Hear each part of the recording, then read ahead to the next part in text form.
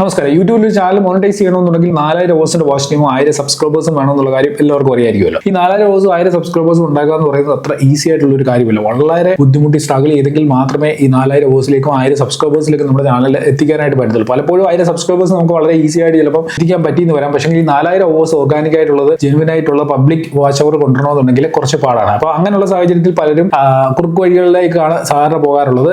കാരണം പൈസ കൊടുത്തിട്ട് വ്യൂ കയറ്റുക, വാച്ച് ടൈം ഉണ്ടാക്കുക, അങ്ങനെയുള്ള പരിപാടിയിലേക്ക് പോകും. അതേപോലെ സ്വന്തം വീഡിയോ സ്വന്തമായിട്ട് തന്നെ ഇരുന്ന് കണ്ട് അങ്ങനെ വാച്ച് ടൈം കൂട്ടാം എന്ന് പ്രതീക്ഷിച്ച് റിപ്പീറ്റഡ് ആയിട്ട് പല ഐഡികളിൽ നിന്ന് വീഡിയോകൾ വാച്ച് ചെയ്യുന്നവരുണ്ട്. അങ്ങനെ വാച്ച് അവർ കൂടും, അതിലൂടെ നമുക്ക് പെട്ടെന്ന് ചാനൽ മോണിറ്റൈസ് ചെയ്യാമെന്നൊക്കെ പ്രതീക്ഷിച്ച് അങ്ങനെ ചെയ്യുന്നവരുണ്ട്. ഇത് സ്ഥിരം പരിപാടിയായി കഴിഞ്ഞ് കഴിഞ്ഞാൽ നമ്മുടെ ചാനലിന് എന്തെങ്കിലും പ്രശ്നം പറ്റുമോ എന്നുള്ള ഒരു സംശയവും പലർക്കും ഉണ്ട്. ഇന്നത്തെ വീഡിയോയിൽ ഇങ്ങനെയുള്ള കുറച്ച് കാര്യങ്ങളാണ് ക്ലിയർ ചെയ്യാനായിട്ട് പോകുന്നത്. മോണിറ്റൈസേഷന് മുമ്പും മോണിറ്റൈസേഷന് ശേഷവും നമ്മൾ നമ്മുടെ വീഡിയോ തന്നെ കണ്ടു കഴിഞ്ഞാൽ എന്താണ് സംഭവിക്കുക, നമ്മുടെ ചാനലിൽ മോണിറ്റൈസേഷൻ കിട്ടുമോ അല്ലെങ്കിൽ ഉള്ള മോണിറ്റൈസേഷൻ നഷ്ടപ്പെടുമോ, ഇങ്ങനെയൊക്കെയുള്ള കാര്യങ്ങൾ നിങ്ങൾക്ക് സംശയം ഉണ്ടെങ്കിൽ ഈ വീഡിയോ തീർച്ചയായിട്ടും സ്കിപ്പ് ചെയ്യരുത്, അവസാനം വരെ കണ്ടുകൊള്ളുക. വീഡിയോ നിങ്ങൾക്ക് യൂസ്ഫുൾ ആവും. ഒപ്പം തന്നെ വീഡിയോ ഒന്ന് ലൈക്ക് കൂടെ ചെയ്യാൻ മറക്കണം. ഒന്നാമത്തെ കാര്യം, യൂട്യൂബിൽ നമ്മൾ അപ്ലോഡ് ചെയ്ത വീഡിയോകൾ നമ്മുടെ ഡിവൈസിൽ നിന്ന് മൾട്ടിപ്പിൾ ടൈംസ് റിപ്പീറ്റഡ് ആയിട്ട് നമ്മൾ കണ്ടു കഴിഞ്ഞാൽ യൂട്യൂബ് അൽഗോരിതം അത് ഡിറ്റക്ട് ചെയ്യും. അതിലൂടെ ഫേക്ക് എൻഗേജ്മെന്റ് പോളിസി എന്ന് പറയുന്ന ഒരു പോളിസി യൂട്യൂബിനുണ്ട്. ആ ഒരു പോളിസി വെച്ചുകൊണ്ട് നമ്മളുടെ വീഡിയോകൾ ബാൻ ചെയ്യാനുള്ള സാധ്യതയുണ്ട്. അതല്ല എന്നുണ്ടെങ്കിൽ നമ്മൾ റിപ്പീറ്റഡ് ആയിട്ട് ഇങ്ങനെ കാണുന്ന വ്യൂസ്, നമുക്ക് വീഡിയോ കാണുന്ന സമയത്ത് വ്യൂ കൂടി വരും, ആ വ്യൂ പിന്നീട് ഡിറ്റക്ട് ചെയ്തിട്ട് ആ വ്യൂ യൂട്യൂബ് കുറച്ച് കളയാനുള്ള സാധ്യതയുണ്ട്. അപ്പൊ ഇങ്ങനെയുള്ള ഒരു പ്രശ്നം നമ്മൾ നമ്മുടെ സ്വന്തം ഡിവൈസിൽ നിന്ന് മൾട്ടിപ്പിൾ ടൈംസ് റിപ്പീറ്റഡ് ആയിട്ട് കാണുമ്പോൾ ഫേക്ക് എൻഗേജ്മെന്റ് പോളിസി വെച്ചിട്ട് നമുക്ക് കിട്ടിയ വ്യൂ അല്ലെങ്കിൽ വാച്ച് ടൈം ഒക്കെ നഷ്ടപ്പെടാനുള്ള സാധ്യതയുണ്ട്. എന്താണ് ഈ ഫേക്ക് എൻഗേജ്മെന്റ് പോളിസി എന്ന് വെച്ച് കഴിഞ്ഞാൽ അതിൻ്റെ അതിൽ വലിയ കാര്യമൊന്നുമില്ല. നമ്മളുടെ വീഡിയോകളിൽ ഫേക്ക് ആയിട്ട് വരുന്ന വ്യൂ, അതായത് ഇപ്പം നമ്മളൊരു വീഡിയോ ഇട്ട് നമ്മൾ തന്നെ അത് കാണുകയാണെന്നുണ്ടെങ്കിൽ അതിനെ ഫേക്ക് വ്യൂ എന്ന് പറയാം. നമ്മളുടെ വീഡിയോ നമ്മൾ മറ്റൊരാളെ കൊണ്ട് റിപ്പീറ്റഡ് ആയിട്ട് അവരുടെ ഡിവൈസിൽ നിന്ന് വാച്ച് ചെയ്യിപ്പിക്കുക, ഇതെല്ലാം ഫേക്ക് എൻഗേജ്മെന്റ് പോളിസിയിൽ വരും. അതല്ല എന്നുണ്ടെങ്കിൽ ബോട്ട് വെച്ചിട്ട് അല്ലെങ്കിൽ മറ്റെന്തെങ്കിലും സോഴ്സിലൂടെ നമ്മൾ ഗൂഗിൾ ആഡ്സ് അല്ലാതെ മറ്റേതെങ്കിലും രീതിയിൽ നമ്മൾ വ്യൂ വർദ്ധിപ്പിക്കാൻ നോക്കിക്കഴിഞ്ഞാൽ ഇതെല്ലാം ഫേക്ക് എൻഗേജ്മെന്റ് പോളിസിക്കുള്ളിൽ വരും. അപ്പൊ നമ്മുടെ ചാനലിനെ ഇതെങ്ങനെ ബാധിക്കും എന്നുള്ള കാര്യം പറയാം. ഡയറക്റ്റ് ആയിട്ട് ചാനലിനെ ഇത് പെട്ടെന്ന് അഫക്ട് ചെയ്തില്ല. പക്ഷെങ്കിൽ റിപ്പീറ്റഡ് ആയിട്ട് നമ്മൾ ഈ ഒരു കാര്യം ഫേക്ക് എൻഗേജ്മെന്റ് പോളിസി വയലേറ്റ് ചെയ്തുകൊണ്ടേ ഇരിക്കുകയാണെന്നുണ്ടെങ്കിൽ നമ്മുടെ ചാനലിൽ സ്ട്രൈക്ക് വരാനുള്ള, ഫേക്ക് എൻഗേജ്മെന്റ് പോളിസി വെച്ചുള്ള സ്ട്രൈക്ക് വരാനുള്ള സാധ്യതയുണ്ട്. അതിനോടൊപ്പം തന്നെ നമ്മളൊരു പുതിയ ചാനൽ തുടങ്ങി കഴിഞ്ഞ് കഴിഞ്ഞാൽ ഇനിഷ്യൽ ടൈമിൽ യൂട്യൂബിന്റെ സൈഡിൽ നിന്നുള്ള റെക്കമെൻഡേഷൻസ് ഒക്കെ നമുക്ക് കിട്ടും. അങ്ങനെയാണ് നമ്മുടെയൊക്കെ ചാനൽ ഗ്രോ ചെയ്യുന്നത്. ഇനി നമ്മൾ തുടക്കത്തിലെ ഫേക്ക് എൻഗേജ്മെന്റ് ചെയ്തുകൊണ്ടിരിക്കുകയാണെന്നുണ്ടെങ്കിൽ യൂട്യൂബിന് അത് മനസ്സിലാക്കുകയും യൂട്യൂബ് സിസ്റ്റം അത് മനസ്സിലാക്കി അതിനുശേഷം നമ്മുടെ ചാനലിന്റെ റെക്കമെൻഡേഷൻ തന്നെ സ്റ്റോപ്പ് ചെയ്യാനുള്ള സാധ്യതയുണ്ട്. അതായത് നോർമലി നമുക്ക് ഇനിഷ്യലി കിട്ടേണ്ട യൂട്യൂബ് സൈഡിൽ നിന്നുള്ള റെക്കമെൻഡേഷൻ നമ്മൾ ഒരുപാട് ഫേക്ക് എൻഗേജ്മെന്റ് കൊണ്ടിരുന്നത് കൊണ്ട് യൂട്യൂബ് ആ ഒരു കാര്യം തന്നെ ചിലപ്പം ബാൻ ചെയ്യാൻ അല്ലെങ്കിൽ സ്റ്റോപ്പ് ചെയ്യാനുള്ള സാധ്യതയുണ്ട്.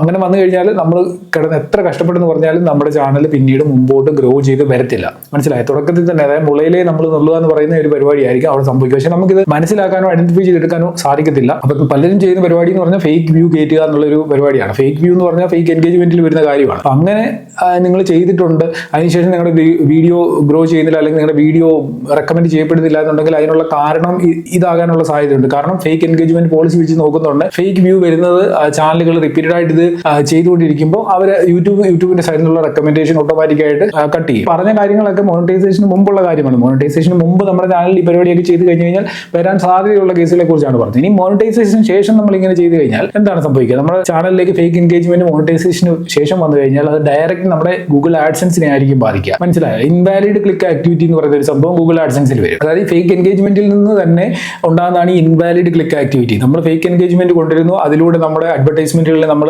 മൾട്ടിപ്പിൾ ടൈംസ് ക്ലിക്ക് ചെയ്യുന്നു, അങ്ങനെ ഇൻവാലിഡ് ക്ലിക്ക് ആക്ടിവിറ്റി വന്ന് നമ്മുടെ ആഡ്സെൻസ് അക്കൗണ്ട് ബാൻ ചെയ്യപ്പെടും, മോണിറ്റൈസേഷൻ നഷ്ടപ്പെടും. പിന്നീട് ആഡ്സെൻസ് തിരിച്ചെടുക്കാൻ പറ്റുന്ന ഒരു കാര്യം വളരെ ബുദ്ധിമുട്ടായിട്ട് മാറുകയും ചെയ്യും. അപ്പൊ നമ്മൾ ഈ 4000 ഹവേഴ്സും ഒക്കെ ഉണ്ടായിക്കൊണ്ട് വന്നു, അവസാനം ഈ ഇൻവാലിഡ് ക്ലിക്ക് ആക്ടിവിറ്റി വന്ന് ആഡ്സെൻസ് അക്കൗണ്ട് അങ്ങ് പോകും. എന്റെ ഒരു അഭിപ്രായത്തിൽ സ്വന്തം വീഡിയോകൾ റിപ്പീറ്റഡ് ആയിട്ട് വാച്ച് ചെയ്യുന്നത് പ്രശ്നമാണ്. എന്നാൽ നമ്മൾ 1-2 പ്രാവശ്യം നമ്മുടെ ഫോണിൽ നിന്നോ അല്ലെങ്കിൽ നമ്മുടെ കമ്പ്യൂട്ടറിൽ നിന്നോ നമ്മൾ അപ്ലോഡ് ചെയ്ത വീഡിയോ വാച്ച് ചെയ്യുന്നതുകൊണ്ട് പ്രത്യേകിച്ച് പ്രശ്നമുണ്ടെന്ന് എനിക്ക് തോന്നുന്നില്ല. മൾട്ടിപ്പിൾ ടൈംസ് നമ്മളൊരു ലക്ഷ്യത്തോടെ, അതായത് വാച്ച് ടൈം കൂട്ടണമെന്നുള്ള ലക്ഷ്യത്തോടെ നമ്മൾ ഇത് ചെയ്തു കഴിഞ്ഞാലാണ് ഇതൊരു ഇഷ്യൂ ആയിട്ട് മാറുന്നത്. അത് എത്ര ടൈം വാച്ച് ചെയ്യുമ്പോഴാണ് നമ്മുടെ ചാനലിൽ ഈ പ്രശ്നം ഉണ്ടാകുക എന്നുള്ളതൊന്നും യൂട്യൂബ് എങ്ങും തന്നെ പറഞ്ഞിട്ടില്ല. പക്ഷെങ്കിൽ അങ്ങനെ ഒരു ഇഷ്യൂ ഉണ്ടാകാനുള്ള സാധ്യത വളരെ കൂടുതലാണ്. അതുകൊണ്ടാണ് ഈ ഫേക്ക് എൻഗേജ്മെന്റ് പോളിസിയൊക്കെ യൂട്യൂബ് ഉണ്ടാക്കി വെച്ചിരിക്കുന്നത്. അപ്പോൾ തുടക്ക സമയത്ത് ഈ പ്രശ്നങ്ങളൊന്നും ഇല്ലാതെ എങ്ങനെ ചാനൽ മോണിറ്റൈസ് ചെയ്യാൻ പറ്റുമെന്ന് ചോദിച്ചു കഴിഞ്ഞാൽ ഒന്നാമത് നിങ്ങൾ ചെയ്യേണ്ടത്, നിങ്ങളുടെ ഫ്രണ്ട്സ് ആരെങ്കിലും ഉണ്ടെങ്കിൽ അവർ നിങ്ങളുടെ വീഡിയോകൾ കാണാൻ ഇൻട്രസ്റ്റഡ് ആണെന്നുണ്ടെങ്കിൽ അവരോട് ചോദിച്ചതിന് ശേഷം അവർക്ക് ആ വീഡിയോയുടെ ലിങ്ക് അയച്ചു കൊടുക്കുക. നിങ്ങൾ ഈ വീഡിയോ വാച്ച് ചെയ്യുമെന്നുണ്ടെങ്കിൽ അത് അയച്ചു തരാമെന്ന് പറയുക. അതിനുശേഷം അവർ ആ വീഡിയോ ഫുൾ വാച്ച് ചെയ്യണം. അതേപോലെ ലൈക്കും കമന്റും എൻഗേജ്മെന്റും വീഡിയോ കൊണ്ടാണ്. രണ്ടാമതായിട്ട്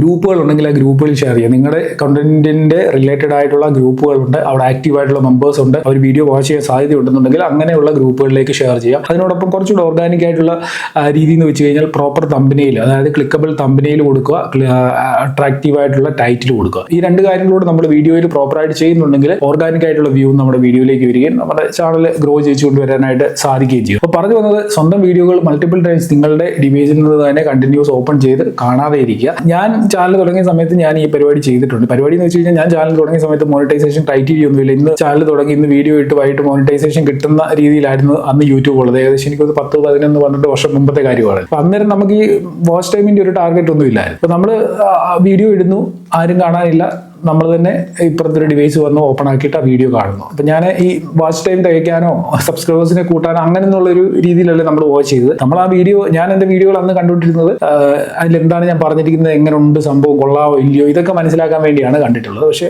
അത് അന്നോട്ട് ഞാനത് ചെയ്യുന്നുണ്ട്. ഇപ്പോഴും ഞാൻ എൻ്റെ വീഡിയോകൾ അപ്ലോഡ് ചെയ്ത് കഴിഞ്ഞാൽ ചിലപ്പോൾ ഞാൻ ആ ഒരു ഡിവൈസിൽ നിന്ന്, എൻ്റെ യൂട്യൂബിൻ്റെ ID സൈൻ ഇൻ ചെയ്യാത്ത ഡിവൈസിൽ നിന്ന് ഒരു പ്രാവശ്യം ചില വീഡിയോകൾ ഞാൻ ഓപ്പൺ ചെയ്ത് വാച്ച് ചെയ്യാറുണ്ട്. അപ്പം അങ്ങനെ ഒരു പ്രശ്നം ഇതുവരെ ഉണ്ടായിട്ടില്ല. പക്ഷേ ഇതൊക്കെ ബൾക്കായിട്ട് മൾട്ടിപ്പിൾ ടൈംസ് നമ്മൾ ചെയ്ത് ആണ് ഇങ്ങനെ ഈ ഫേക്ക് എൻഗേജ്മെന്റിന്റെ പോളിസിക്കുള്ളിലേക്ക് വരികയും നമ്മുടെ ചാനലിനെ അത് ബാധിക്കുകയും ചെയ്യും. ഈ ഒരു വീഡിയോ നിങ്ങൾക്ക് യൂസ്ഫുൾ ആയിട്ടുണ്ടെങ്കിൽ ഫ്രണ്ട്സിനൊക്കെ ഷെയർ ചെയ്യുക. വീഡിയോയുമായി ബന്ധപ്പെട്ട് എന്തെങ്കിലും ഡൗട്ട്സ് ഉണ്ടെങ്കിൽ തീർച്ചയായിട്ടും അത് കമന്റ് ചെയ്യുക, ഞാൻ റിപ്ലൈ തരാനായിട്ട് ശ്രമിക്കുന്നതാണ്. ഒപ്പം തന്നെ വീഡിയോ ലൈക്ക് ചെയ്യാൻ മറക്കണ്ട. ഇതേപോലുള്ള കൂടുതൽ വീഡിയോകൾക്കായി ചാനലിലൂടെ സബ്സ്ക്രൈബ് ചെയ്തേക്കുക. അപ്പോൾ നമുക്ക് അടുത്ത വീഡിയോയിൽ കാണാം. Good bye.